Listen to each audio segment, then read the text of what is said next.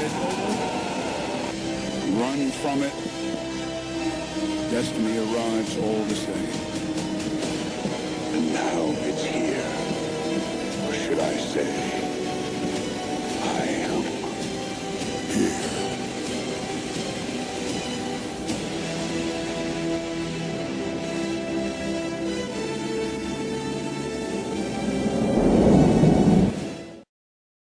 This is really big news, ladies and gentlemen, hitting the press. The Democrats are trying to use the state and federal courts against President Trump and his cabinet. We call this weaponization and lawfare of the judiciary.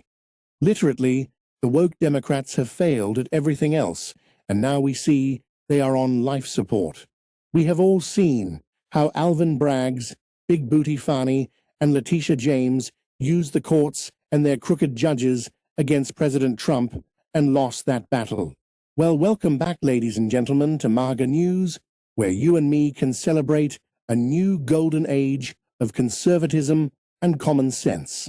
Hey, if this video triggers you, please leave us a comment and fill up our cup with some more liberal tears. But if you like MAGA News, you know what to do, patriots. Smack that button, share, and subscribe right now. The censorship machine is real, and your likes and shares can help us defeat these unprecedented assaults against free speech and conservative news. Article 2 of the Constitution states that the executive power shall be vested in a President of the United States of America. In other words, it is the President that defines the executive branch. When you read this language, it says that no court may take over that role. No court may define or limit the scope of the duties of an official of the executive office of the President, the people who work in the executive office. I think that what your amendment does is a violation of separation of powers, and it's a violation of Article 2 of the Constitution. The gentlelady yield? Yes, I will. It's always good when the constitutionalist specialist comes in. It helps us all.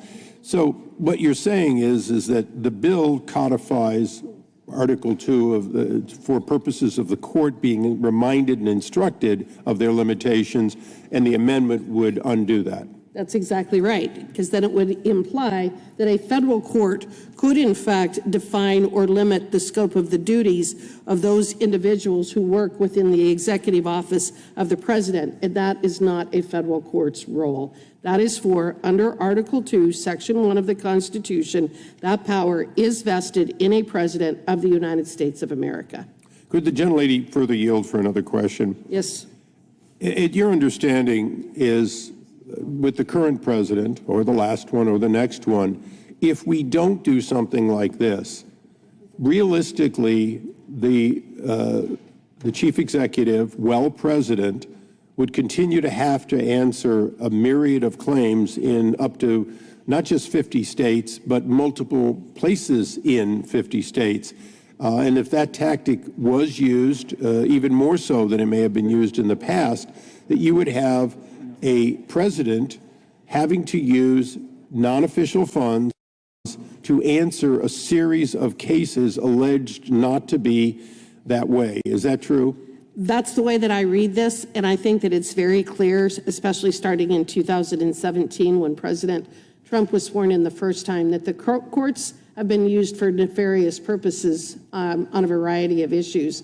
In fact, yesterday we had a hearing in our constitutional subcommittee about lawfare and how lawfare had been weaponized against President Trump, both while he was president as well as after his presidency.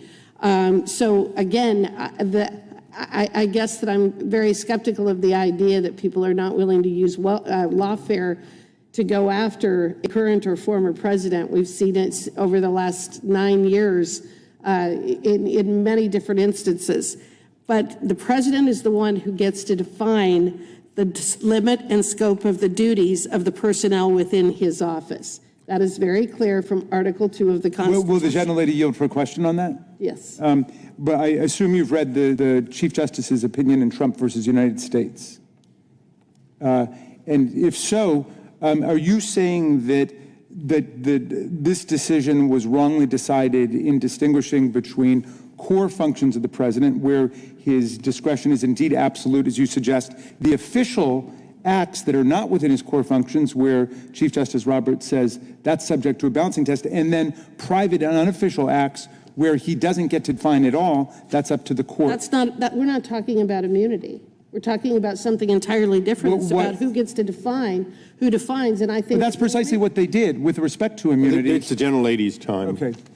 When you read the decision, they did not strip the president of the ability to define or limit the scope Yes, they did. the duties of the personnel within They his said if office. it's private and unofficial, the court will know it. And that's exactly what this is about. If you rob a bank, you can't say that's part of my duties because I'm trying to reform the CFPB. And that's not what he's saying. When you're defining or limiting the scope of the duties of an official in the executive branch within the official of the executive office of the president, all we're trying to do is prevent the violation of the separation of powers, as I've indicated. And No, you're trying to strip the court of substantive jurisdiction over the president's powers, and you can't do that. It's emphatically the province and the duty of the judicial department to say what the law is, including over the president. That is not what this provision says. Well, if it doesn't, what does it say then? What does it mean to say no court may define or limit the scope of the duties of an official of the executive office of the president? The executive office, the president has the ability to define the scope of the individuals that work within the scope